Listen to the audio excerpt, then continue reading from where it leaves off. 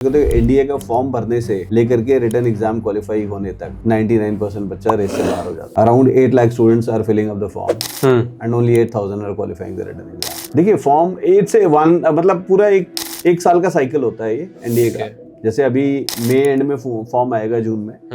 अब ये जो जून में जो फॉर्म आएगा इसकी ज्वाइनिंग जो होगी अगले साल जून एंड में होगी, तो उसमें आपका सितंबर में उनका एग्जाम होगा। फिर एग्जाम क्वालिफाई हो जाने के बाद जो होता है ना आपका जनवरी में इनकी एसएसबी होगी और फिर उसके बाद मेडिकल एंड मेडिकल के बाद फिर मेरिट एंड जून में ज्वाइनिंग हो जाएगी। तो सिर्फ कि फौजी की लाइफ में जो कंफर्ट होता है ना वो फैमिली के लिए होता है, फौजी के लिए नहीं होता है। We believe आपका टाइम प्रॉब्लम को बढ़ाना नहीं, उसे सीख कर सॉल्व करने में लगना चाहिए। तुम मुझे टाइम दो, मैं तुम्हें राइट माइंडसेट दूं। तो subscribe Rahul mindset.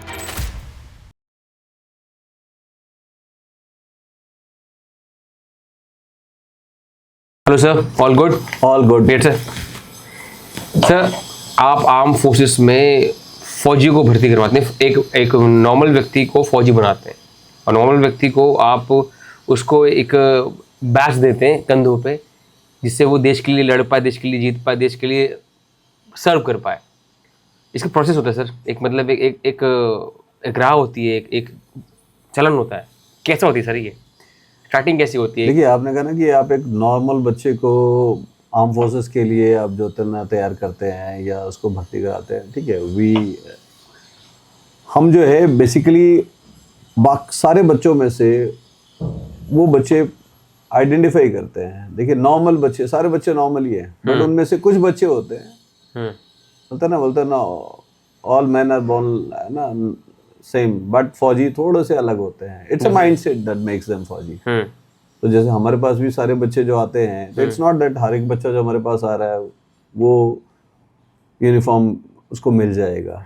It is all कि किसके अंदर में कितना डिजायर है अपने आप को चैलेंज करने का। जैसे मैं हर एक बच्चे को एक ही चीज कहता हूँ जो आर्म फोर्सेस की तरफ देखता है कि मैंने if you want a normal life don't look at arm forces. If you want challenges in your life and enjoy taking challenges, then look at armed forces. It will always provide you the challenges. ना? Okay. तो जो बच्चे life ही ऐसी चाहते हैं, जिनको मजा ही उन्हीं चीजों में आता है, they push themselves hard. बाकी बच्चे 4 घंटे पढ़ रहे हैं तो वो 6 घंटे पढ़ रहे हैं। बाकी बच्चे पढ़ने के बाद जो होता है ना वो कहते हैं कि यार मैं थक गया, सो जाते हैं। वो पढ़ने के बाद फिर वो खेलने चले जाते हैं, सुबह उठ करके दौड़ने भी चले जाते हैं। तो दे पुश देमसेल्फ, वो अपने आप को 24 घंटे पुश करते हैं वो बच्चे जो होते हैं। सर इसमें मैंने देखा कि जैसे हम ज़्यादातर मैंने अर्बन एरियाज में नहीं, मैंने गाँव में देखा है। मैंने गाँव के एरियाज में आसपास विलेजेस में खेतों के आसपास सुबह सुबह 4-4 बजे लड़के निकलते हैं, दौड़ लगाते हैं। क्या कर रहे हैं? आर्मी की प्रिपरेशन कर रहे हैं। क्या कर रहे हैं कि फ़ौज में जाना है जी। तो ये ज़्यादा मेंटल है, ज़्यादा स्टूडियस है, मेंटल है या फिजिकल है, दौड़ है, ये क्या है ये इसके अंदर? देखिए इसमें फौज को अगर आप देखेंगे तो 2 तरीके से फौज है। एक आपका सोल्जर एंट्री है और एक ऑफिसर्स एंट्री है। दोनों का अप्रोच थोड़ा सा डिफरेंट हो जाता है। जैसे सोल्जर आप जो बात कर रहे हैं, वो जो देख रहे हैं वो बच्चे सोल्जर एंट्री के लिए प्रिपेयर कर रहे होते हैं, वो सोल्जर जो होते हैं। तो पहले सोल्जर एंट्री होता था जिसको अब हम अग्निवीर का नाम देते हैं, ठीक है। तो वो जो सोल्जर एंट्री था उसमें क्या था कि पहले फिजिकल होता था। जो बच्चा फिजिकल पास करेगा उसका फिर मेडिकल होगा और मेडिकल पास होने के बाद रिटर्न होगा। तो बच्चा अगर फिजिकली पास नहीं हो रहा है तो रिटर्न के लिए तो एलिजिबल ही नहीं हो रहा। इसलिए पहले क्या होता है, बच्चे जो होते हैं गांव देहात में आपको दौड़ते हुए दिखेंगे। अब वो कम हो गया जब से अग्निवीर आया है, बिकॉज अब पहले रिटर्न हो गया उसमें भी सोल्जर। अच्छा, पहले रिटर्न हो गया, पहले पढ़ो उसके बाद पहले रिटर्न उसके बाद फिजिकल कर दिया है। और उसमें भी अग्निवीर में जो एक कंडीशन आ गया कि ओनली 25% विल बी परमानेंट, बाकी सब 4 साल के बाद। तो उस वजह से भी थोड़ा सा कम हो गया क्रेज जो होता है ना, क्योंकि in spite of putting all the efforts और उसके बाद 4 साल सर्व करने के बाद भी 75% आर ना कमिंग आउट। सो उससे थोड़ा डिस्करेज हो गए हैं जो तो डेफिनेटली, वरना अदरवाइज पहले आपको हरियाणा में, पंजाब में, वेस्टर्न यूपी में आपको सुबह सुबह दौड़ते हुए बच्चे मिलेंगे जो तो। अगर इस फीसदी रेशियो अगर हम मान के चले 10 में से पहले कुछ लोग 7-8 लोग जाते थे और अब कितने लोग जाते हैं, मतलब क्या रेशियो है अभी आपके हिसाब से? देखिए अभी भी जा तो रहे ही है अगर अकॉर्डिंग टू अग्निवीर, जैसे आपने बताया डिस्करेज हुए जिस चीज से। जैसे पहले क्या था ना कि ये आप पहले दौड़ते नजर आते थे, अब क्या है कि पहले तो एग्जाम को पास करेगा तो उसके बाद वो दौड़ने का नंबर आएगा। तो अब वो अप्रोच चेंज हो गया है। वेयरएज जो हम प्रिपेयर करते हैं, like we basically focus on officers entry ना, आर्म फोर्सेस की जो ऑफिसर्स एंट्री है, जिसको हम 12th के लेवल पे हम एनडीए के लिए प्रिपेयर करते हैं। उसके अलावा ग्रेजुएट लेवल पे सीडीएस हो गया ना, एफकेट का एग्जाम हो गया, कोस्ट गार्ड का एसईजी कैट का एग्जाम हो गया, उसके अलावा आपका सीएपीएफ का एग्जाम हो गया which is for paramilitary forces. ये सारे एग्जाम्स से हो गए, रिटन पार्ट हो गया, प्लस हम फिर उसके बाद जो मेन होता है एसएसबी पार्ट होता है, that is how to clear that SSB. So we groom the candidates for SSB जो होता है ना, वहाँ पे चल जाते कि SSB is totally a different fort है, it's a personality based assessment जो होता है ना। So academically you may be able to qualify the written exam, but if your personality does not fits into the requirement of the armed forces, then you may be academically very good, that you will not get the result जो होता है SSB जो होता है। तो वहाँ पे हम उस एरिया पे फोकस करते हैं ज़्यादा, जो होता है ना ऑफिसर्स एंट्री पे विल फाइंड। एसएसबी में लेट्स चलो सर इसी बारे में बात करते हैं, ऑफिसर्स के बारे में बात करते हैं, बिकॉज ऑफिसर्स लीड और ऑफिसर्स और चीज़ें मेंटेन करते हैं, प्लान्स बनाते हैं, स्ट्रैटेजी बनाते हैं, और वही जो एक बड़े स्तर पे है और बड़े स्तर पे हमारी फौज को चलाते हैं। कुछ इसमें भ्रांतियाँ हैं, कुछ मिथ्स भी हैं, उन पर आगे बात करेंगे। सर ऑफिसर्स की जो आपने हमने बात की, वो ज़्यादा पढ़ाकू होते हैं या ज़्यादा करेजियस होते हैं, क्या होता है उनके अंदर? एक internal capability it's a mix blend. देखिए, एक let's say for example I will take the example of NDA. NDA is the first examination जो होता है ना, अभी 2 दिन पहले एनडीए का एग्जाम हुआ, संडे को एनडीए का एग्जाम था 12th को, ठीक है। और एनडीए का अगर मैं, जैसे बच्चे आते हैं एनडीए की प्रिपरेशन के लिए, तो मैं उनको यही चीज़ बताता हूँ, मैंने कहता एनडीए का फॉर्म भरने से लेकर के रिटन एग्जाम क्वालिफाई होने तक 99% बच्चा रेस से बाहर हो जाता है। Around 8 lakh students are filling up the form and only 8,000 are qualifying the written exam. बहुत टफ है सर। तो ये टफ नहीं है। अच्छा, आप समझने वाली चीज़ है, ये टफ नहीं है। इसको ये अगर इस पूरे प्रोसेस को हमें 8 लाख से 8,000 को अगर हम ब्रेक करें, तो आप देखेंगे कि कभी आपने अगर आजकल दिल्ली में देखेंगे संडेज को मैराथन होती है ना, उन मैराथन के स्टार्टिंग पॉइंट पे बहुत भीड़ मिलेगी आपको, बिल्कुल। बट यू विल फाइंड कि उस रेस के अंदर में जब रेस कंप्लीट कर रहे होते हैं तो मैक्सिमम जनता चल के क्रॉस कर रही होती है। कितने होते हैं जिन्होंने कंप्लीटली दौड़े हैं? कुछ कम होते हैं जिनके पास इतना एंड्योरेंस हो। तो वही यहाँ भी है, फॉर्म भरना is the only, it's the first part, वो स्टार्टिंग पॉइंट है। फिनिशिंग लाइन है रिटन क्वालिफाई करना। वो फिनिशिंग लाइन तक आते आते वो बच्चे जो होते हैं ना, वो उनके एफर्ट्स कंसिस्टेंटली दौड़ना है उन्हें ना, कंटिन्यूसली पढ़ाई करनी है। एक तो कंपटीशन, उस कंपटीशन में ज्यादातर बच्चे क्या होते हैं, थोड़ी देर दौड़ते हैं, 2-4 दिन पढ़ा, उसके बाद उनको लग जाता है कि हाँ इतनी मेहनत नहीं होगी। फिर वो कहते हैं कि नहीं यार छोड़ो, अब सीडीएस का तैयारी करेंगे। वो फिर अपनी टारगेट को 3 साल आगे पोस्टपोन कर देते हैं। It is not postponing, they are actually running away. तो कंपटीशन बहुत थोड़े से बच्चों में, अगर एनडीए के एग्जामिनेशन हॉल में जाकर के देखे तो 40% सीट्स खाली रहती है। इसका मतलब फॉर्म भरा है बट वो पेपर देने भी नहीं आए। अच्छा जी। हर एक एग्जामिनेशन रूम के अंदर में अगर 30 का सीटिंग अरेंजमेंट है तो 15 से 18 बच्चे बैठे होते हैं एग्जाम में। तो फॉर्म भरने के बाद एग्जामिनेशन हॉल में भी नहीं आते। द रीजन बीइंग दैट कि फॉर्म भरने के लिए what is the examination fees, that is 200 rupees. किसी को पिंच नहीं करता आज की तारीख में 200 रुपए। इनका रिचार्ज होता है, इनका तो इतने में तो रिचार्ज एक पिज्जा आता है इस जनरेशन के लिए। रिचार्ज तो पापा करवाते हैं, वो तो पिज्जे पे खर्च करते हैं, ठीक है। एंड गर्ल्स का फ्री है। तो this hardly anything you have to spend on filling a the form. आप जेई का फॉर्म भरेंगे तो वहाँ पे 1,000-2,000 रुपए खर्च होते हैं। तो पेरेंट्स को याद रहता है कि बेटा पैसा खर्च किया था। मेडिकल में भी भरेंगे इतने रुपए खर्च है ना। फिर किताबें आती हैं, कोचिंग होती है। यहाँ पे जो होता है ना preparation, I just say to students की you are spending, even if you are preparing, किसी कोचिंग इंस्टीट्यूट में भी जाते हो आप, तो पूरे प्रोसेस में आप 30 to 40,000 रुपीज खर्च करके आप ऑफिसर बन रहे हो। तो it's not 40,000 rupees, it's your effort that is making an officer. Exactly sir ना। जो फॉर्म फिलिंग है, जो फॉर्म फिलिंग से लेकर आपके एसएसबी तक ड्यूरेशन कितना रहता है? देखिए फॉर्म 8 से 1 मतलब पूरा एक साल का साइकिल होता है ये एनडीए का। जैसे अभी मई एंड में फॉर्म आएगा जून में। अब ये जो जून में जो फॉर्म आएगा इसकी ज्वाइनिंग जो होगी अगले साल जून एंड में होगी। ओके। तो उसमें आपका सितंबर में उनका एग्जाम होगा। फिर एग्जाम क्वालिफाई हो जाने के बाद जो होता है ना आपका जनवरी में इनकी एसएसबी होगी। और फिर उसके बाद मेडिकल, एंड मेडिकल के बाद फिर मेरिट, एंड जून में ज्वाइनिंग हो जाएगी। तो पूरा 1 साल का साइकिल लगता है नॉर्मली एनडीए सीडीएस का जो होता है ना, 1 साल का साइकिल होता है। आपने ऐसा, मैंने जैसे बात की मैंने कि ये फॉर्म, ये जो एग्ज़ाम है हार्ड है, तो आपने कहा इतना हार्ड नहीं है। तो अगर जो लोग सुन रहे हैं वो उनको लगता है ये बहुत हार्ड है, उनको जो आपने कहा ना 40% लोग नहीं आते, ये प्रेजेंट्स होती उनकी होती है, तो आधे लोग सुन के चले जाते हैं कि यार बहुत हार्ड है, बहुत दिक्कत होगी, तो हम जाते ही नहीं है, हम फाइट ही नहीं करते। तो आपके हिसाब से कैसा है ये एनडी का एग्जाम जो रिटन टेस्ट है? देखो, किसी भी एग्जामिनेशन हॉल के अंदर से अगर जब बच्चा बाहर निकल रहा होता है, एक बच्चे से आप पूछेंगे कैसा था पेपर, वो कहेगा सर बहुत आसान था। एक बच्चे से पूछेगा सर बहुत मुश्किल था। अब पेपर तो वही है, बट दो डिफरेंट ओपिनियन आ रहे हैं। कैसे? दोनों की तैयारी, प्रिपरेशन। सो कोई चीज हार्ड है या इजी है ये मैं डिसाइड करूंगा on the basis of my preparation. If I am prepared well, आसान है, और नहीं प्रिपेयर किया तो मुश्किल है। अगर दूसरे को सुन करके मैं ओपिनियन बना रहा हूँ, इसका मतलब लाइफ में मैं अपनी ओपिनियन बना ही नहीं पा रहा हूँ। और मेरी ओपिनियन अगर मैं नहीं बना सकता, मैं nobody is going to decide. अगर एक सपना लिया है कि मुझे ये वर्दी पहननी है, तो उसको पाने के लिए मेहनत मुझे करनी है ना, दिन रात करनी है ना। डॉक्टर कलाम ने जो बोला है कि ना, it's dreams are not which you ना see when you are sleeping, it's what is not allowing you to sleep. Exactly. तो जिस सपने को ना देखने के लिए आप सो रहे हो, तो वो सपना नहीं है ना। वो सपने तो वो हैं जो नींद नहीं, सोने नहीं दे रही है, जो तभी तो आप वो अचीव करोगे आप उसको। सर ऐसे कुछ ड्रीमर्स हैं, जैसे आपने बात की, जो कि सो नहीं पाते और इस पे काम कर रहे हैं। ऐसे कुछ ड्रीमर्स हैं जो कि आते तो हैं वो सपने लेके ऑफिसर बनूंगा, और कई साल निकाल देते हैं, वो बन नहीं पाते। ऐसे कुछ लोग हैं, होते हैं।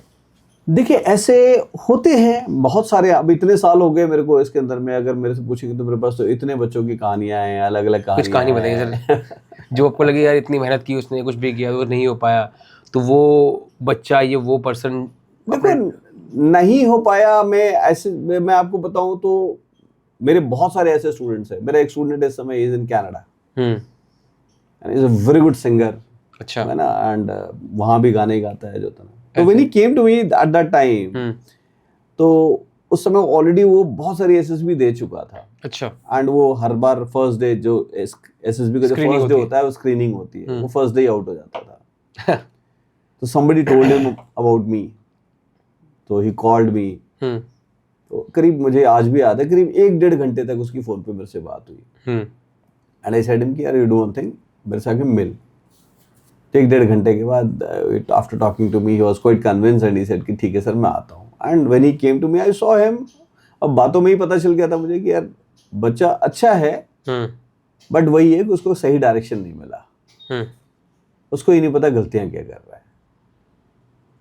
फिर उसको मैंने एसएसबी क्लास में रगड़ना शुरू किया उसको। एंड उसको आई टोल्ड हिम कि लुक, अब उसके पास एक ही चांस बचा था, वो आखिरी चांस था। मैंने कहा now you have come to this situation जहां पे कि इट इज डू और डाई। एग्जैक्टली, है ना। अब तेरी सबसे बड़ी प्रॉब्लम है कि तेरे पास लाइफ में बैकअप नहीं है। And if you don't have a plan be in life ना, योर ना probability of getting failed is more, because वो प्रेशर आपको जो होता है ना फेल करवाता है, और फेल करा देगा। हाँ, वो प्रेशर, क्योंकि बैकअप नहीं है। एग्जैक्टली। तो when I saw his profile, I told him कि यार right from school days he was having a very good command over guitar, बहुत अच्छा बजाता है, गाने इंग्लिश गाने गाता था। एंड उस समय भी जब he came to me, he was performing in various 5-star hotels in Delhi। वो रात को Saturday evening, Sunday evening, Friday evening जो ना बैंड शोज करता था। एंड उसका अपना कंप्लीट बैंड ग्रुप था। मैंने कहा यार तेरी लाइफ तो देख, तू म्यूजिक है और तू फौज ढूंढ रहा है। मैंने, ये कौन सा रूल कहता है कि फौजी का लड़का फौजी ही बनना चाहिए यार? तू इसलिए फौज ढूंढ रहा है बिकॉज तेरे फादर फौजी थे, बट तू ये नहीं देख पा रहा है कि तेरे को मजा किस काम में आ रहा है। मैंने कहा why don't you look for your career in music यार? तू म्यूजिशियन बनना यार, एल्बम बना। ठीक है, हर कोई जो आज फेमस सिंगर है वो कभी ना कभी तो तेरे जैसा ही था यार। उसने कोशिश करी, अपने सपने को जिया, और and he went for the SSB. He stayed there for 5 days. He was screened in for the first time. अच्छा। पहली बार स्क्रीन इन हुआ, 5 दिन वहां रह करके आया। ठीक है, and he was so happy कि सर फाइनली 5 दिन रहा। मैंने रियलाइज, उसने एक ही चीज कही मेरे से कि सर मैंने रियलाइज कर लिया कि अगर मैं थोड़ा पहले आपके पास आता तो मैं कर जाता। क्योंकि रियलाइज कि हाँ, 5 दिन में मुझे इतना समझ में आ गया कि मेरे को थोड़ा और काम करने की जरूरत है अपने ऊपर, और ये इतना मुश्किल नहीं है। बट ये था कि उसका लास्ट चांस था। उसके बाद वो बच्चा जो था ना कनाडा चला गया, he got settled in Canada. And अभी भी जो था ना वी इंटरेक्ट ऑन फेसबुक, और ना sometimes when he's free, he shares his views, वो देखता रहता है मेरे को फेसबुक पे, इंस्टा पे, एंड मैसेज भेजता रहता है. सर उनके एग्जांपल लेते हैं जो जिन लोगों के सब जैसे लड़कों के ज़्यादा सपने रहते हैं कि फौज में जाएंगे, आर्मी ऑफिसर बनेंगे. Like me same, my father is in Indian navy, तो मुझे भी था कि यार मुझे भी इंडियन नेवी ऑफिसर बनना है, मगर वो सेम प्रोसेस अब मेरा भी नहीं हुआ. वो 10 साल के बाद सपने टूटते हैं, वो रखते हैं. आपके एक्सपीरियंस का लगता है कि वो लोग हताश रहते हैं या वो लोग जिंदगी कुछ कर जाते हैं? मैं तो सबको एक ही चीज कहता हूँ, आप एक चीज को समझो. ऑफिसर जब हम कहते हैं ना, आर्मी ऑफिसर, नेवी ऑफिसर और air force officer, officer is needed in every sector. Exactly. So I just say to the students, become an officer in whichever sector you go. Okay. Become an officer. Officer is a thought process. It's a mindset. It's a mindset. It's a thought process. It's a way of life. Like I may not be wearing the uniform, but I live like an officer. And I love to take up new challenges. तो officer आपको एक uniform, तो चलो वहां पे army navy और air force या police में क्या होता है, यूनिफॉर्म है जो ऑफिसर बनाता है. अब एक आईएएस ऑफिसर है, उसके पास कोई यूनिफॉर्म नहीं है, बट एक चेयर है, उसके पास एक पोजीशन है, which is responsibility. Officer is about responsibility. It stands for responsibility. ये ऑफिसर इज अबाउट रिस्पांसिबिलिटी. तो हर सेक्टर के अंदर में, बैंक में भी ऑफिसर्स होते हैं, सब जगह ऑफिसर्स होते हैं. जो जितना ज्यादा जिम्मेदारी वाली कुर्सी पे बैठा है वो उतना बड़ा अफसर है. सर इसमें एक आपकी खुद की आपकी स्टोरी आती है सर. इसमें आपकी स्टोरी क्या है? आपने बताया था कि मैं भी बनना चाहता था officer. Like if I look at myself, to all the viewers, I have studied from Rashtriya Military School, which is one of the prestigious schools in India.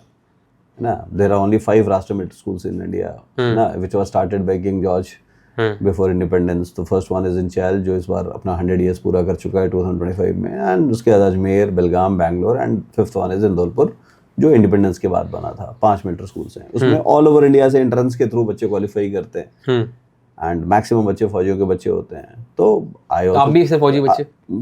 I'm a फौजी ब्रैट. ठीक है, my father was in army medical corps. बचपन से फौजी था.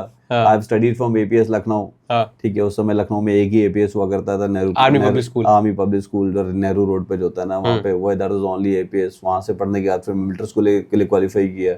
मैं बेलगाम चला गया. I was in hostel for 7 years. 7 साल में बेलगाम में हॉस्टल में था. वो मिलिट्री स्कूल की जो लाइफ है वो हमारे को फौज के अलावा कुछ और सोचने ही नहीं देती है. वही माइंडसेट बनाती है. Because we are 24/7 we are living that life. हम सुबह मॉर्निंग 5:30 उठते हैं, 6 बजे पीटी के लिए जा रहे हैं. उसके बाद हमारी जो यूनिफॉर्म है, it is a khaki uniform with all those beret, lanyard, हर चीज लगा रहे हैं. ठीक है, स्टॉकिंग्स एंड एवरीथिंग. सुबह से शाम तक दौड़ रहे हैं, मार्च पास्ट कर रहे हैं ना. एवरीथिंग इज डिफाइंड कि कितने बजे क्या करना है, सोना कितने बजे, उठना है. तो वी आर लिविंग दैट फौजी life. So we are considered as a feeder institution. Military school is considered as a feeder institution for armed forces. Maximum फौजी officers you'll find in India जो हैं वो military schools, सैनिक schools या RMC से मिलेंगे, which are considered as feeder institutions. वहाँ के बच्चे मैक्स फौज के अलावा और कुछ सोचते नहीं हैं. Okay. तो अब बट दैट डजंट मीन कि 100% बच्चा जा रहा है वहाँ से ना. बहुत सारे रीजंस होते हैं. कईयों के बाहर आकर के फिर ऑप्शंस खुलते हैं. जैसे मेरी क्लास में 21 फौजी हैं. अच्छा, ठीक है. We were 32 in 12th standard and 21 out of that went into फौज. ठीक है. तो बाकी जो फौज में नहीं है तो they all clear there SSB. कोई मेडिकल, कोई मेरिट, कोई रीजन की वजह से रह गया. एंड लेकिन सब अलग अलग सेक्टर्स के अंदर में. आज की तारीख में अगर देखूं, मेरे स्कूल के जो बच्चे जो फौज में नहीं गए, अब 3 तरीके से जो होता है ना, आप प्राइवेट सेक्टर में आप अच्छा करते हो. If you don't get into enter into private sector, if you excel there. आज अगर आप देखो मिलिट्री स्कूल की हम बात करें तो mister Ajit Doval, the national security adviser, is from my school जो होता है, इज फ्रॉम मिलिट्री स्कूल जो होता है. ठीक है. तो military school has given people like mister Ajit Doval. It has given the people like जो है आपके मिस्टर जयशंकर जो एक्सटर्नल अफेयर्स मिनिस्टर हैं, he is from military school. So हमारी जर्नी ऐसे ही शुरू हुई. एंड मैं भी उन्हीं की तरह जो होता ना सोचता था. ठीक है, नहीं ज्वाइन कर पाया, फिर एक भाई प्लान भी चाहिए था. अच्छा, नहीं ज्वाइन कर पाया, मैं दिल टूटा था कभी यार? नहीं, तो कुछ साल लगा. कितने साल लगे होंगे sir? Maximum 2-3 years. I think अब लोगों के दिल ना टूटे, आप उस पर काम कर रहे हो कि मेरा कहाँ पर. नहीं, अभी मैं सबको कहता हूँ कि यार देखो कि it's not, if you join the forces it's good. If you don't join it's very good. Because हम बहुत बहुत लाइटली बात करें इस बारे में, और जो लोग जो जज्बा रखते हैं, जो जैसे आई एम ऑल्सो फौजी ब्रैट, तो जो जज्बा है कि फौज में जाना है यार, आर्मी ऑफिसर बनना है, तो बहुत बड़ी इंटेंशन होती है, वो दिल टूटना इसलिए लगता है क्योंकि बहुत बड़ा सपना होता है वो। मगर जो आपने मुझे एक लाइन में की थी, जो गॉड हैव सम प्लान्स, आपने एक कोट मुझे कहा था कुछ। बिल्कुल, वो दैट कोट मैंने बचपन से पढ़ा कि यू ऑलवेज ना प्लान ना वर्क टुवर्ड्स ना ड्रीम ना दैट यू सी, ना you always want to become what you dream, but at the end you end up becoming what actually you deserve. That is what your personality is all about. जो लोग, तो कई बार क्या होता है कि हम उस चीज के पीछे भाग रहे होते हैं क्योंकि हमें वो चीज अच्छी लग रही है विदाउट रियलाइजिंग, क्योंकि हम तो एक नॉर्मल ह्यूमन बीइंग है। बाद में ओवर अ पीरियड अगर आप बैठकर सोचे तो कि हाँ नहीं, we are attractive toward something because we have seen it closer. Like suppose एक अच्छा बच्चा है, एक बहुत एक्स्ट्राऑर्डिनरी बच्चा होता है, जो पढ़ाई में भी अच्छा है, जो स्पोर्ट्स में भी अच्छा है, जो अब वो बच्चे के पास कई सारे है, वो कुछ भी चला जाएगा किसी भी सेक्टर के अंदर में वो अच्छा करेगा वो। तो ये नहीं कि वो इसी चीज के लिए अच्छा है वो। God have some plans from you कि आप फौज में नहीं मत जाओ, फौजियों को सिखाओ कि फौजी बनना कैसे, माइंडसेट कैसे लेके आना है। नहीं, जैसे मैं सबको कहता हूँ मैंने कि यार कोई कहता है तो कहता है कि ठीक है यार फौजी नहीं बना तो क्या हो गया, मतलब at the end of the day अगर फौजी बनता तो एक फौजी बनता, नहीं बना तो इतने फौजी बनाए।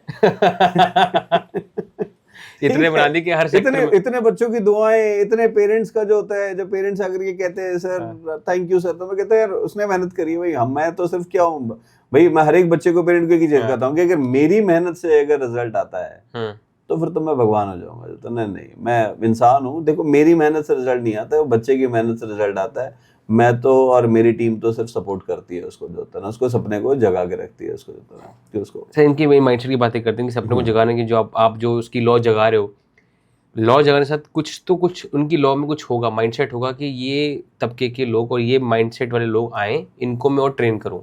क्या आपके पास रहता है कि पैरामीटर, क्या ये चीज़ होनी चाहिए एक ऑफिसर में? Let's talk about officer. सबसे पहले देखिए आज की तारीख में चैलेंज क्या हो गया है, आज की तारीख में वी गेट अट्रैक्टेड टुवर्ड्स कि यार उसका बच्चा हो गया तो मेरे लेट मी सी यार this is a good career. No, you have to decide ना, इट इज द चाइल्ड। आजकल जो पेरेंट्स हो गए हैं वो बहुत ज्यादा सपने देखने लग गए हैं because of that we have so many resources ना, इंटरनेट का ज़माना है ना, सोशल मीडिया पे हर कोई है, तो उस वजह से क्या होता है ना, देख रहे हैं हम, सक्सेस भी देख रहे हैं, फेलियर भी देख रहे हैं, तो that has created lot of confusion. So you have to realise that what your child wants to become. अब मैं जब खास करके जब मैं आर्म फोर्सेस की बात करता हूँ, तो जब कोई भी बच्चा आता है, पेरेंट्स आते हैं सपने लेकर के, मैं कई बार देखता हूँ तो कहता हूँ कि यार वो बच्चे का सपना है, पेरेंट्स का सपना है, तुम्हारा है कि तुम्हारे पापा मम्मी का? हाँ, कई बार क्या होता है कि वो पेरेंट्स पुश कर रहे होते हैं। अभी आपको रिसेंट एग्जांपल दूंगा, अभी द्वारका का एक बच्चा है, ठीक है, yes cleared all is written, SSB medical सब हो गया। अब ज्वाइन करेगा वो बच्चा, जो होता है ना, अभी जून एंड में ज्वाइन करेगा। अब दैट बॉय ना, इस मदर, जब सब कुछ हो गया तो पेरेंट्स मिलने के लिए आए, तो that mother was sharing the experience कि जब से मेरे बच्चे का सब कुछ सिलेक्शन वगैरह and everybody has come to know that, पूरी सोसाइटी में पता चल गया है ना, तो एवरीबॉडी इज आस्किंग मी कि यार आपके बच्चे ने कहाँ से तैयारी करी, कैसे तैयारी करी, है ना, आप बताओ। तो सब आपका नंबर मांग रहे हैं एंड मैंने दे दिया है सबको नंबर। तो शी वाज सेइंग कि सर, मतलब उन पेरेंट्स को लगता है कि हाँ ठीक है, जस्ट बिकॉज कि आज उन्होंने सोचा है तो उनका बच्चा ऑफिसर बन जाएगा। उन्हें नहीं पता कि मेरा बच्चा ऑफिसर बनने के लिए कितने साल से मेहनत कर रहा है और मैंने उसमें कुछ भी नहीं किया है, वो तो उसका अपना इंटरेस्ट है, हमने तो सिर्फ यही किया कि सपोर्ट किया उसके इंटरेस्ट को, जो होता है ना। So, उसके माइंडसेट में क्या क्या हुआ, अगर हम पॉइंट आउट करें, जैसे उस बच्चे का सिंपल सी चीज आपको देखूंगा, तो वो बच्चा का एक छोटा सा एग्जांपल देखते हो कैसा एटीट्यूड होता है। अभी दिसंबर में, जब जनवरी का स्टार्टिंग था, एंड वो बच्चा जो है, मैं संडे की सुबह, जैसे मैं 7 days a week में क्लासेस लेता हूँ, तो मैं कहता हूँ कि फौज की लाइफ में छुट्टी नहीं होती, तो डोंट एक्सपेक्ट एनी छुट्टी फ्रॉम मी। ओके। मैंने कहा ना मैं छुट्टी करता हूँ ना मैं छुट्टी किसी को देता हूँ। मतलब कि ठीक है, तुम्हें फौजी बनना है, तुम्हें समझना पड़ेगा कैसा माइंडसेट चाहिए फौज के लिए। अच्छा, छुट्टी नहीं मिलेगी, छुट्टी चाहिए तो फिर फौजी मत बना। अगर फर्स्ट माइंडसेट छुट्टी नहीं मिलेगी जी, भाई तुमने अचीव क्या किया है जो छुट्टी चाहिए? एक जेन्युइन रीजन होना चाहिए ना तुम्हारे पास, ऐसा क्या है तुम्हारे लिए, दोस्त का बर्थडे है, ये है वो है, दीज आर ये तो चलता ही रहेगा, ये कभी नहीं खत्म होगा। तुम अपने गोल तक पहुंचने के बाद रिलैक्स करो ना। तो उस बच्चे ने कहा कि सर कल मैं थोड़ा सा लेट आऊँ क्लास के लिए, संडे था। तो मैंने कहा वही सर कि सर ना कल सुबह सर मैंने प्लान कि भाई सुबह मैं सर दौड़ने के लिए जाऊंगा। तुमने कहा दौड़ने के लिए कितना टाइम चाहिए भाई? 1 घंटा चाहिए दौड़ने के लिए, मैं तो 9:30 बजे बुला रहा हूँ। तो बोला नहीं sir tomorrow I have plan to go for, मैंने टारगेट सेट किया कल सुबह का 50 किलोमीटर का। अच्छा जी, 50 किलोमीटर का? हाँ, दौड़ने का। पहले दिन? नहीं पहले दिन नहीं, पहले दौड़ता हो? पहले से दौड़ता हो। अच्छा। तो मैंने उसको उसकी तरफ से देखा, मैंने कहा क्यों 50 किलोमीटर? मैंने कहा भाई अभी तेरी एसएसबी आ रही है, डोंट टेक एनी रिस्क, कोई इंजरी हो जाएगी, कुछ हो जाएगी। अब जनवरी में रोड्स पे फॉग होता है। अब 50 किलोमीटर दौड़ने का मतलब समझ रहे हो, how many hours it needs almost 4.5 hours, 4.5 घंटा तो चाहिए दौड़ने के लिए 50 किलोमीटर। बिल्कुल बिल्कुल सर, है ना। तो मैंने 4.5 घंटा रोड पे एंड इस फॉग में, अब 4.5 घंटा मतलब सुबह कितने बजे से स्टार्ट करेगा? है ना। अब जितना दिन हो जाता है तो ट्रैफिक बढ़ जाती है दिल्ली की रोड पे, तो you have to start a bit. बोले sir 4:30 I will start. Okay. बोला I will go to India Gate and I will come back, it will become 50 kilometres Dwarka से। तो फिर भी मैंने उसे समझाया, मैंने कहा मत कर, डोंट गो फॉर 20। बोले ठीक है सर एक काम करता हूँ 25 करता हूँ। और तो आई आस्क्ड कि तू अकेले जाएगा फिर देयर इज रिस्क? बोला नहीं सर पेरेंट्स कार में रहेंगे, I will run and they will be in car. 25 kilometre दौड़ते जाऊंगा इंडिया तक, वहां से बैठ करके आ जाऊंगा। अच्छा। कार में। तो मैंने कहा ठीक है जा। तो that is what his mother was saying कि सर वो हमारे सो के उठने से पहले वो 10-15 किलोमीटर दौड़ के आ चुका होता है सुबह उठ करके। तो it is his daily routine that is making him work towards his goal जो था ना। ओके। तो it was not just about कि भाई पढ़ाई करके उसने रिटन क्वालिफाई करने के लिए, no doubt, but there is a discipline in his day to day life also. जो काम करता है वो शिद्दत से कर रहा है। डिसिप्लिन और एक माइंडसेट आता है इसके अंदर। सबसे बड़ा कोई भी चीज अचीव करने के लिए डिसिप्लिन तो बेसिक चीज है। डिसिप्लिन चाहिए आप। मैं तो एक चीज जानता हूँ कि आपकी लाइफ में डिसिप्लिन नहीं है तो आप कुछ भी अचीव नहीं कर सकते। फौजी ऑफिसर तो छोड़ो, आप कुछ भी नहीं बन सकते लाइफ में डिसिप्लिन। आपने पहले ही बोल दिया कि हर ऑफिसर हर जगह होता है, फिर तो उसके लिए अगर आप फौजी नहीं बन पाए, आप डिसिप्लिन नहीं होगे तो कहीं भी नहीं बन पाओगे। मैंने रात को कोई चीज सोचा और सुबह मैं उसको चेंज कर दे रहा हूँ, पोस्टपोन कर दे रहा हूँ उसको, तो that itself speaks that no I don't deserve to become an officer in any field, है ना। So what happens is that goal post हम शिफ्ट करते रहते हैं। Basic discipline in day to day life is needed. आजकल जो बच्चे हैं ये वहां पे मिस कर रहे हैं। उनका बायोलॉजिकल साइकिल बिगड़ चुका है। रात भर जगते हैं, दिन में सोते हैं, है ना। देर रात तक जग रहे होते हैं और फिर सुबह वो 10 बजे उठते हैं। दिल्ली के बच्चों की सुबह 11 बजे हो रही है ना। तो वो एक चैलेंजेस हो गया। उस टाइप का लाइफस्टाइल नहीं चाहिए फौज को। फौज में स्टार्ट दिन फिक्स होता है, एंड कितने बजे होगा पता नहीं। तो even if you are sleeping at 3 PM 3 AM in the night, still you have to wake up at 5:30 in the morning. Sir अब एसएसबी पे आते हैं। अभी हमें इस प्रोसेस में माइंडसेट पे है ना, ये माइंडसेट हमें ले जाता है एसएसबी तक। कितना रेशियो है सर इसके अंदर लोगों को सिलेक्शन का एसएसबी में? देखिए रेशियो अगर देखें तो नॉर्मल जो सिलेक्शन प्रोसेस का रेशियो इट्स 2-2.5% का सिलेक्शन रेशियो होता है। 2%? 2-2.5% जो होता है ना। 2%, मतलब 100 में से 2% लोग का माइंडसेट ऐसा होता है जो कि इसको क्लियर कर पाते हैं। अब वो 2% में सर ऐसा क्या होता है जो क्लियर कर पाते हैं? उसके पीछे बहुत सारे फैक्टर्स जो होते हैं ना रोल प्ले करते हैं। आप देखोगे ज़्यादातर जो फौजी आप देखोगे फौज की तरफ जो अट्रैक्टेड हैं, you will find people from Haryana, you will find people from Punjab, Uttarakhand, Himachal, western UP. In areas से आपको ज़्यादा बच्चे मिलेंगे जो फौज की तरफ फौज में जा रहे हैं। क्यों? बिकॉज उनका इन्वायरमेंट जो होता है ना, एक बैकग्राउंड है, बहुत सारे फैक्टर्स इसमें पता है। I will find maximum you will find कि जो कोस्टल स्टेट्स हैं, है ना, गुजरात हो गया, कर्नाटका हो गया, आंध्र प्रदेश हो गया, तेलंगाना हो गया, कर्नाटक क्या बोलते हैं आपका इधर, उड़ीसा हो गया, अपना झारखंड हो गया, आपका इधर क्या बोलते हैं छत्तीसगढ़ हो गया। नहीं आते लोग फौज की तरफ। नॉर्थ में थोड़ा सा शुरुआत से क्षत्रिय जो लड़ाई की भावना उस वजह से वो एक फैक्टर है कि यहाँ पे मार्शल रेसेस हैं। दूसरी चीज की ना कि वो जो पीछे से चली आ रही history, they have a history which motivates them. दूसरी चीज जो होता है ना फैक्टर्स क्या है कि प्रायोरिटीज। एक मैंने कहा ना कि आर्म फोर्सेस, जैसे मैं बच्चों को एग्जांपल देता हूँ कि अगर तुम्हें एक अच्छी जिंदगी जीनी है तो फौज तुम्हें अच्छी जिंदगी देगी, लेकिन हाँ तुम्हें ऐसी जिंदगी जीनी है जिसमें मर्सिडीज चाहिए तो फिर फौज मत देखो।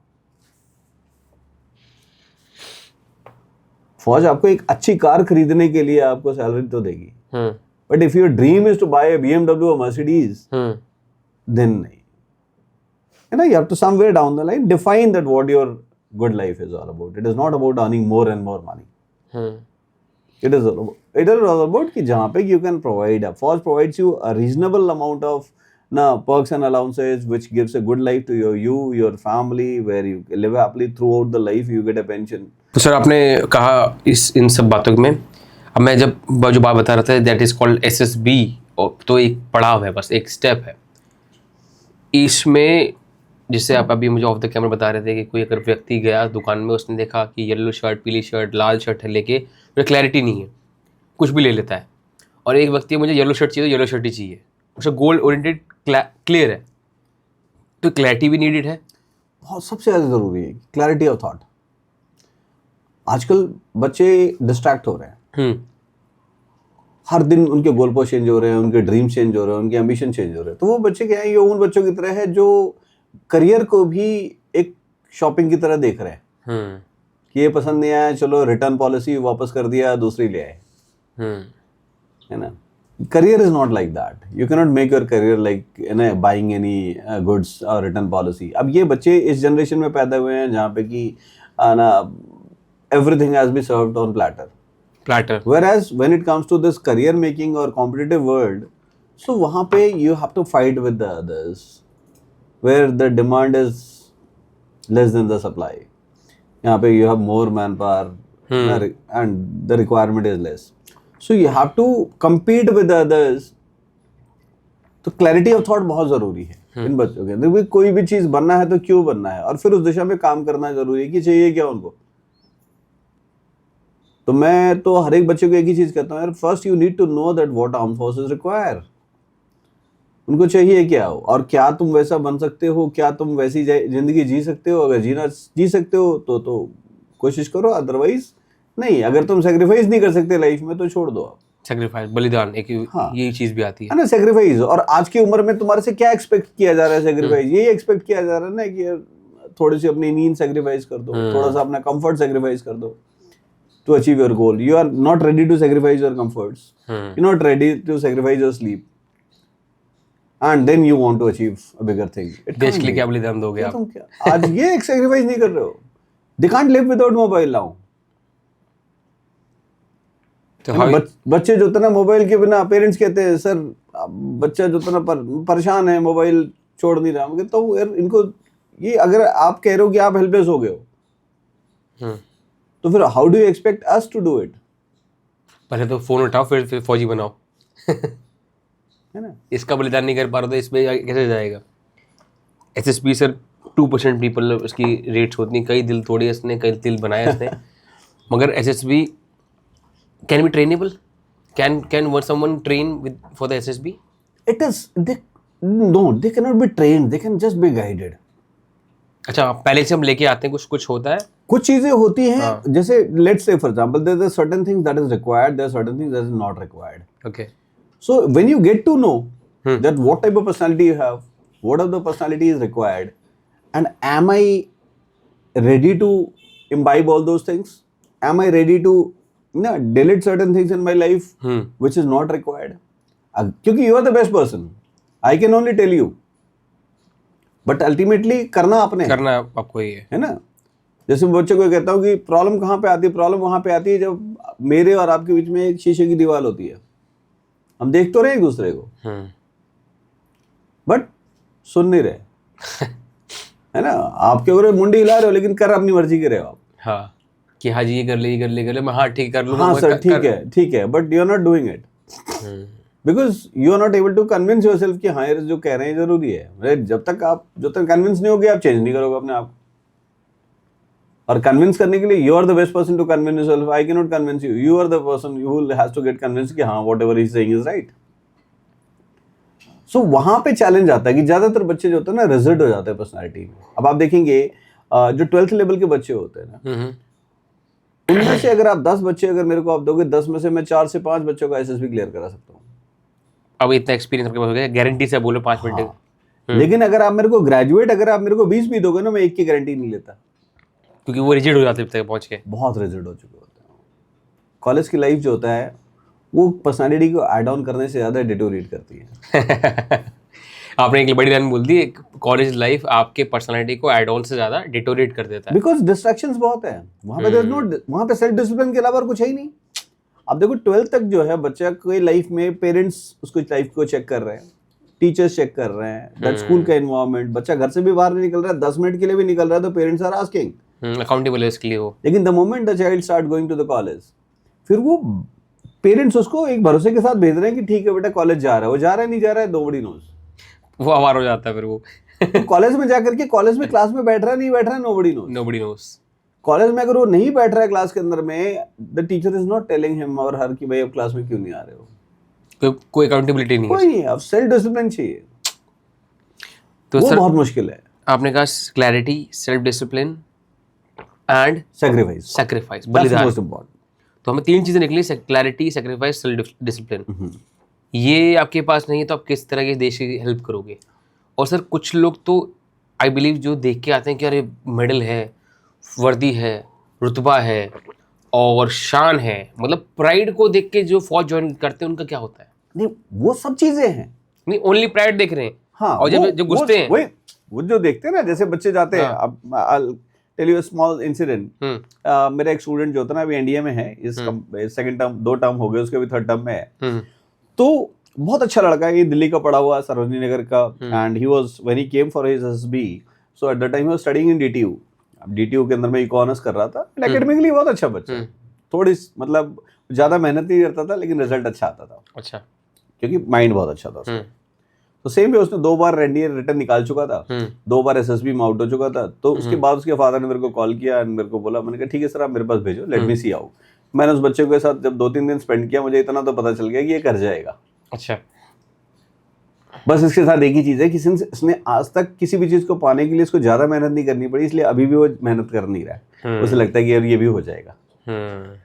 Then I started telling him कि देख यू आर ब्लेस्ड कि अभी तक थोड़ी सी मेहनत से, बिकॉज यू आर शार्प, तो थोड़ी सी मेहनत से you have been getting the result, and but यहाँ पे थोड़ा सा काम करना पड़ेगा तेरे को, दैट इज ना, you have to bring a bit of discipline. तो बहुत मेरे करने के बावजूद भी उसका ये गारंटी थी कि 3 दिन के बाद 4थे दिन वो छुट्टी चाहिए ही चाहिए होती थी। 4 दिन वो लगातार क्लास में नहीं आ सकता था वो। अच्छा, कि 3 दिन के 4थे दिन कहता सर आज मैं रेस्ट कर लूँ, तो मैं कहता चल ठीक है। आई स्टार्टेड ना स्लोली, फिर धीमे धीमे मैंने उसको डोज बढ़ाया उसका, एंड वो लड़का एसएसबी क्लियर भी किया, मेडिकल भी हो गया, ज्वाइन भी कर लिया आज की तारीख में एनडीए में। तो जब फर्स्ट टर्म काट के आया तो ये मैसेज मी फर्स्ट टर्म के आज कि सर मैं छुट्टी पे आया हूँ। मैंने कहा आ जाओ मिलते हैं। ही केम, बैठा, मैंने पूछा ओके क्या सच चल रहा है, हाउ इज लाइफ? बोले सर इट्स गुड। फिर थोड़ी बात कहता है कि सर आपने बताया नहीं इंडिया ऐसा होता है। कैसा होता है? तो मैंने कहा तूने कभी ध्यान से पूछा ही नहीं इंडिया कैसा होता है। आज में I could have told you कि बेटी ऐसी जिंदगी जैसी तू जी रहा है वैसी नहीं होती, जस्ट ऑपोजिट चाहिए। तो यहाँ पे तो चलो मम्मी तेरे को 10 बार उठा रही है, तू नहीं उठ रहा है, वहां नहीं उठेगा तो लात पड़ेगी। ठीक है। तो मैंने कहा अच्छा बता ऐसा क्या हो रहा है वहां पे जो तेरे तो इतना दुखी होकर के मेरे से कह रहा है? बोले सर छोटी छोटी बात पे पनिशमेंट देते हैं। मैंने टोल्ड हिम कि बड़ी तू कह रहा है छोटी बात पे पनिशमेंट देते, तो समझता फौज के अंदर में छोटी सी गलती भी अलाउड नहीं है। आप समझो कि बाहर अगर आप छोटी गलती करते हो, let's say for example in an outside world, if you are working in a bank, if you are working in a organisation, आपकी छोटी सी गलती से क्या हो सकता है, कुछ लॉस हो सकता है in terms of thousands, lakhs, crores. फौज में एक छोटी सी गलती से लाइफ चली जाती है। So your small mistake can cost the life of your people under you who are trusting you as an officer. Exactly. So they are preparing you for that. तो आज अगर वो छोटी गलती तुझे करने देंगे ना, तो तुझे क्या लगेगा कि छोटी गलती अलाउड है। वो फर्स्ट टर्म में जब तेरे को छोटी गलतियों पे पनिशमेंट दे रहे हैं, तो धीमे धीमे तेरे क्या होगा, गलती करने की तेरी जो आदत है वो खत्म हो जाएगी, because you are getting punishment for that. And by the time you will come to second and third term, तू गलती करना छोड़ चुका होगा। एंड थर्ड टर्म में जब आएगा, वहां पे क्या होता है ना, एक अंडर स्टडी ओवर स्टडी का सिस्टम होता है इंडिया में। दैट जो फर्स्ट टर्म वाला जो होगा उसका एक ओवर स्टडी होगा थर्ड टर्म में। ओके। तो he is responsible for this first टर्मर। Okay. तो अगर फर्स्ट टर्म वाला गलती करता है, थर्ड टर्म वाले को पनिशमेंट मिलता है। अच्छा जी, तो इस पे इन्फ्लुएंस करेगा वो इसको देगा कि भैया ये क्या कर रहा है। वो इसको देगा वो उसे ज्यादा देगा जितना उसका है, ठीक है। मुझे 20 मिला तो 40 दूंगा तेरे को। तो जब आप थर्ड में आते हो, आपके अंडर में फर्स्ट आ गया, अब आपने जो सीखा वही तो सिखाओगे ना उसे। तो इट्स अ मेंटरिंग सिस्टम। मैंने कहा by the time you realise in third term जो तो पहुंच जाएगा ना, रियलाइज करेगा कि फर्स्ट टर्म में छोटी गलती के लिए पनिशमेंट क्यों जरूरी होती है। मैंने कहा और वो जिंदगी भर तो रियलाइज करेगा इस चीज को कि हाँ, अगर उस समय ये चीजें नहीं करेगी, bye the time will come out of that six term, आप इतने पॉलिश हो चुके होते हो कि आप लाइफ में रिस्पॉन्सिबल जो वर्ड है ना, उसका मतलब समझने लग जाते हो कि what does this responsibility all about. This uniform is not just about rank और पे पैकेज और ना दैट रिस्पेक्ट, और it is more about that responsibility. तो ये प्राइड इतनी ज्यादा नहीं है, प्राइड तो इस इन मतलब बाय प्रोडक्ट आती है। वो तो गिफ्ट है जो आपको मिला है, ये ना वो चीज एडिशनल है, मोटिवेशन। बट आपका अल्टीमेटली इट इज कोई अल्टीमेटली एक फौजी को इस चीज से फर्क नहीं पड़ता कि यार उसको रिस्पेक्ट में, उसको तो अपने काम से मतलब है कि he has been designated a job and he has to do it, उसे करना है। Those people came for the motivation के मतलब देख वो सिविलियन पॉपुलेशन को मोटिवेट करने के लिए या उनको उनसे रिस्पेक्ट लेने के लिए नहीं काम कर रहे, वो ऑटोमेटिकली आता है। वो उनका that is what their job is. But civilians देख के देख के उस मेंटरी लेते हैं, मगर देखते हैं कि ये तो काम करना पड़ रहा है यहाँ पर, या तो मेहनत करनी पड़ रही है, या शर्त लेनी पड़ रही है, और आपके नीचे बहुत सारे लोग हैं। अगर आपकी एक डिसीजन गलत हुआ तो आपको जाने जा सकती है। एक डिसीजन अगर कुछ ऊपर नीचे हुआ तो बहुत लॉस हो सकता है।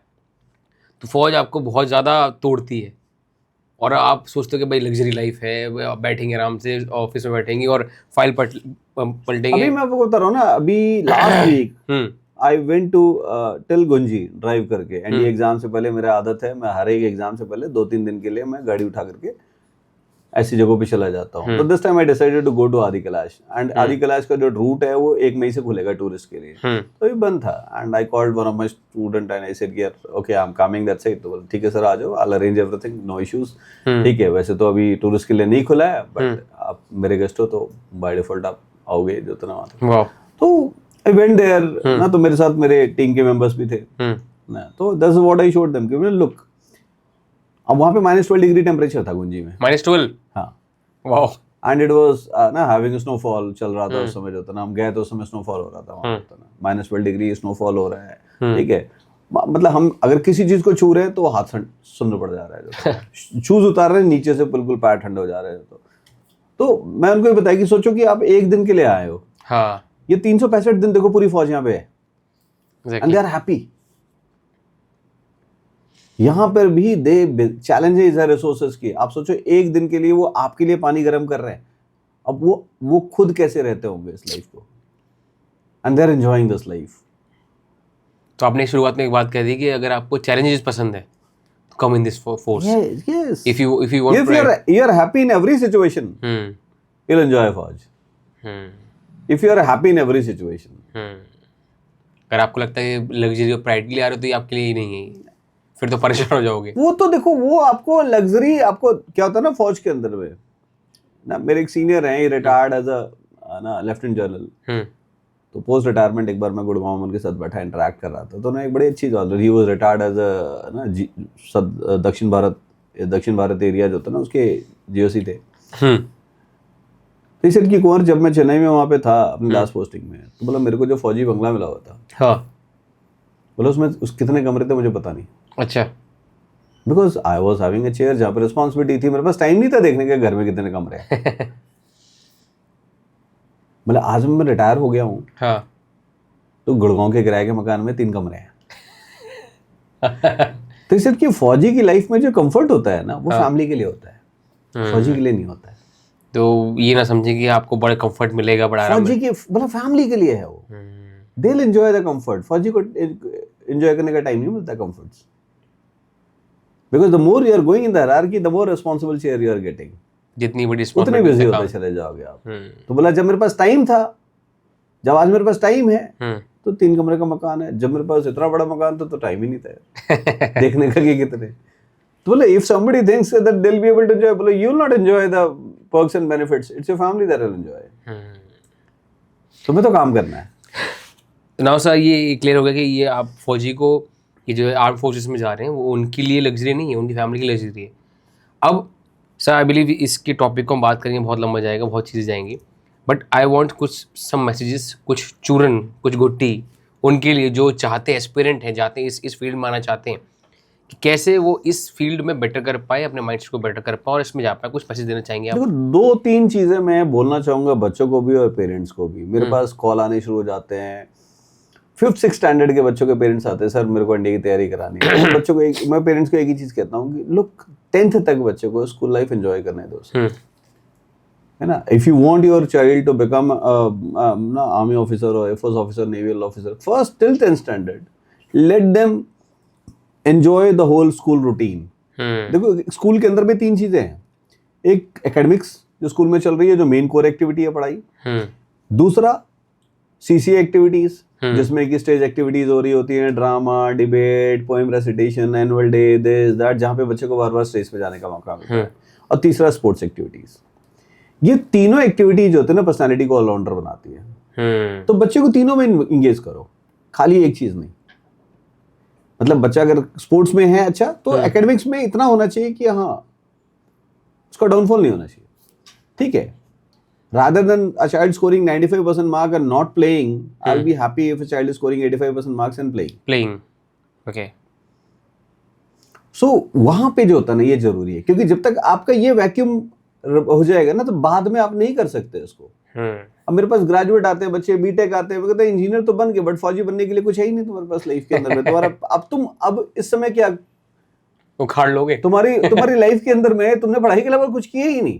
अब पूरा वैक्यूम दिख रहा है कि ना, ठीक है, यू हैव नॉट ना filled up this, you hardly played any games, you got an opportunity, still you did not, who's stopping you? And अगर बच्चे आते तो मैं कहता हूँ पहले नहीं किया अब तो करो। अब सीखने से कौन मना कर रहा है? आपके पास लाइफ में हॉबीज नहीं है, it means you don't enjoy. अब बच्चों को हॉबीज के मतलब नहीं पता, how important hobbies and interest are in grooming your personality ना। हॉबी क्या है? बोला लिसनिंग म्यूजिक है। लिसनिंग म्यूजिक तो मैं कहता हूँ रिक्शा पुलर भी सुन रहा है गाने, कारपेंटर भी सुन रहे हैं।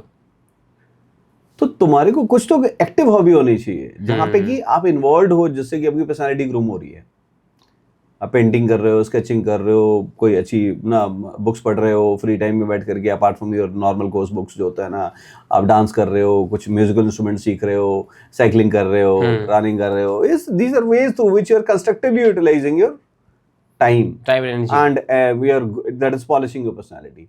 तो पर्सनालिटी पे काम करना बहुत जरूरी है किताब पढ़ने के साथ। पर्सनालिटी पे काम करना बहुत जरूरी है। अगर वो चीज नहीं कर पाए तो फिर बहुत मुश्किल हो जाता है। एसएसबी क्लियर करने के लिए ज्यादातर बच्चे लैग ही करते हैं, उनकी पर्सनालिटी में वैक्यूम होता है, दैट इज इनकम्प्लीट। वो सिंगल डायमेंशनल हो जाता है या अंडर कॉन्फिडेंट होते हैं। अब कॉन्फिडेंस इन्हीं चीजों से आता है, एक्टिविटीज से, तो वो बहुत जरूरी है। फिर 10th के बाद जब आपका गोल है, आपको पता है इट्स अ कॉम्पिटिशन, रिटन है, टाइमली प्रिपरेशन शुरू कर दो, डिसिप्लिन लेके आओ डे टू डे लाइफ में, है ना। जो हमेशा मैं एग्जाम्पल देता हूँ तो ये कहता हूँ कि रेस तो जिंदगी की कछुआ ही जीतता है, और कछुआ इसलिए नहीं जीतता कि वो स्लो है, उसे पता है कि वो स्लो है, लेकिन उसे अपनी कमजोरी के साथ उसने मेहनत करी, उसे पता था वो स्लो था, इसलिए वो कभी रुका नहीं। अवेयरनेस थी उसको पता था वो कमजोर, वो स्लो है, इसलिए वो कभी रुका नहीं। इसीलिए कहते हैं slow and steady wins the race. कहते हैं slow and steady wins the race. It's not if you are slow but steady you will win the race. Exactly sir, ना लिखा होता है किताब में slow and steady wins the race. इसको थोड़ा मॉडिफाई करने की जरूरत है। Even if you are slow but steady you will win the race. Slow हो मगर आप लगातार हो और स्टडी हो, it's a consistency that will give you the result. लगातार हो तो आप ये किसके लिए है? ये ज्यादातर बच्चों के लिए है, because most of the students are average. एक बच्चा जो फास्ट है, जो इंटेलिजेंट है, जो क्विक लर्नर है, वो भी कई बार फेल होता है। द रीजन बिकॉज उसके डिसिप्लिन नहीं उसकी लाइफ में। तो rabbit is what? Rabbit is an example of indiscipline. एक दिन मेहनत करी, दूसरे दिन नहीं करी, and he is hopping in a different direction. कभी इधर जंप मार रहा है, कभी इधर जंप मार रहा है, डायरेक्शनलेस। तो उसके पास स्ट्रेंथ क्या है? स्पीड, फास्ट है, लेकिन क्या है? He is coming with another, उसको दूसरी नेगेटिव चैलेंज। उसके पास स्लो है, तो यहाँ पे क्या हो रहा है? उसकी इनकंसिस्टेंसी। निरंतर रूप से काम करना, वो भी स्लो से करना और लगातार करते रहना, चाहे स्टडी रूप से it's very important. So you will get the reward if you're continuously working. Some people clear the written in the first attempt, some in second attempt, seventh. मैं आपको बता रहा हूँ 14, 14, 15, 15 अटेम्प्ट्स के बाद हमने देखे ऑफिसर बनते हुए यार। लगे हुए हैं बच्चे जो होते हैं ना, ग्रेजुएशन में नहीं हुआ, 12th में नहीं हुआ, ठीक है कोई बात नहीं, सीडीएस में लगे। मैं बच्चे को कहता हूँ कि 12th नहीं हुआ कोई बात नहीं, 2 साल पर्सनैलिटी पे काम करो, सीडीएस फर्स्ट अटेम्प्ट में क्वालिफाई करो, फिर लग जाओ, सारे रास्ते खोलो। अगर दुश्मन को घेरना है तो सारे रास्ते से घेरो। ना, यू कैन डू। तो प्रिपरेशन कितना होलिस्टिक कर रहे हो ये मैटर करता है। हम अपने if you are not sure of our preparation, if you are not sure of our ना पोटेंशियल्स, तो सेल्फ डाउट जहां होता है तो वहां पे रिजल्ट नहीं आता। मैक्सिमम बच्चों को सेल्फ डाउट होता है, उन्हें लगता है कि उनसे नहीं होगा। जैसे बहुत सारे बच्चे देखे मैंने, वो जब एसएसबी की प्रिपरेशन करते हैं उसके जाने से, जब सेंटर पे जाना होता है एक दिन पहले कहते हैं सर मेरा हो तो जाएगा ना, आपको क्या लगता है मेरा हो तो जाएगा ना। जब वो कहते हैं ना आपको क्या लगता है, तो मैं कोई जवाब नहीं देता, मैं सिर्फ स्माइल करता हूँ। मैंने कहा एसएसबी की बात करेंगे। और जब वो वापस आता तो मैं कहता हूँ तेरे सवाल का जवाब यही था, कि मुझे उसी दिन पता चल गया था कि तेरा नहीं होगा। क्योंकि जाते समय तू मेरे से सुनना चाह रहा है, क्योंकि तेरा दिल तेरे को कह रहा है कि नहीं होगा। अगर तेरा दिल कहता ना कि हाँ यार मेरा होगा ना, तो मेरे से नहीं पूछेगा। तो यू हैव सेल्फ डाउट। जिस दिन अंदर से आवाज आने लग जाए कि हाँ यार मैं करूंगा, मेरा हो जाएगा, I have given my best, तो उस दिन हो जाएगा। Because if when you believe on yourself you will be able to convince others. तुम अगर बिलीव नहीं कर सकते तो दूसरे को कैसे कन्विंस करोगे? एग्जैक्टली। तो वहां पे आयु को कन्विंस करना है, जीडीओ को कन्विंस करना है, साइकोलॉजिस्ट को कन्विंस करना है कि you are the best. So you need to believe on yourself. तो ये छोटी छोटी गलतियां, प्रिपरेशन कंसिस्टेंटली करे हो जाता है, ऐसा नहीं है। मैंने तो ऐसे देखा है, मैं कहता हूँ कोई भी बच्चा जिसने ईमानदारी से मेहनत करी है उसका नहीं हुआ, ऐसा पॉसिबल नहीं है। हाँ, कुछ फैक्टर्स हमारे हाथ में नहीं होते, जैसे मेडिकल एक इश्यूज है हमारे हाथ में नहीं होते। तो आपने अपना रिटर्न कर लिया, एसएसबी क्वालिफाई कर दिया, अब ठीक है, नहीं था मेडिकल आपके हाथ में नहीं है ना, यू कांट डू एनीथिंग ना। You will deserve the best, जो आपसे हो सकता है वो आपको डिजर्व मिलेगा। अभी लास्ट ईयर का यूपीएससी के रिजल्ट में there were 2 students of mine जिन्होंने एनडीए में मेडिकल आउट हुए थे। रिटर्न क्लियर हुआ, एसएसबी क्लियर हुआ, मेडिकल आउट हुए, बट 3 साल बाद they have cleared the UPSC, IAS बन गए वो। वाओ।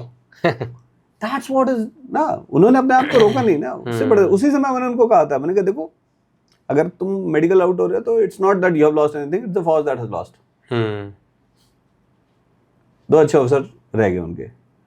तुम अपने आप को प्रूव करो यार, 3 साल पढ़ाई करो अपना चुपचाप, जो होता है तुम उससे बड़ा सपना देखो। यूपीएससी में मेडिकल का कोई इशू नहीं है, वहां पे तो व्हील चेयर पे भी आईएएस बनते हुए तुम तो फिट हो यार। फौज के लिए मेडिकल छोटे छोटे इश्यूज होते हैं जो कई बार जो नॉर्मल में इतना इशू नहीं है, बट फौज में है तो वो इश्यूज होते हैं ना। सर अभी हमने इसको अभी समराइज करते हैं, क्योंकि हमने बहुत कुछ सीखा। हमने सीखा कि फौज की लाइफ लग्जरी नहीं, एक ड्यूटी है जो कि आपको बलिदान के साथ, डिसिप्लिन के साथ लगातार करनी पड़ती है। इसमें आपको डेली रगड़ा जाता है, इसमें आपको डेली डिसिप्लिन उठना पड़ता है, बैठना पड़ता है। ये नहीं कि आपके प्लेटर पे चीज़ आ जाएंगी। बिल्कुल। इसमें जो लोग जाते हैं प्राइड को देख के, वो प्राइड वाली चीज़ वो बाय प्रोडक्ट आती है। और फौज जो लग्जरी है वो अपनी फैमिली के लिए, आपकी ड्यूटी है ये। तो जैसे आपने कहानी बताई कि -12 डिग्री पे आप गए और वो एक दिन आपको गर्म पानी करके दे रहा है, वो 365 दिन आप फौजी रहता है वहाँ पर, ऐसी कंडीशन में रहता है, तो उसके लिए डेली वर्क है वो, और वैसी अनकम्फर्टेबल कंडीशन में रहता है। आपने कहा कि अगर आप अनकम्फर्टेबल कंडीशन में रह के भी खुश हो तो फौज में हो।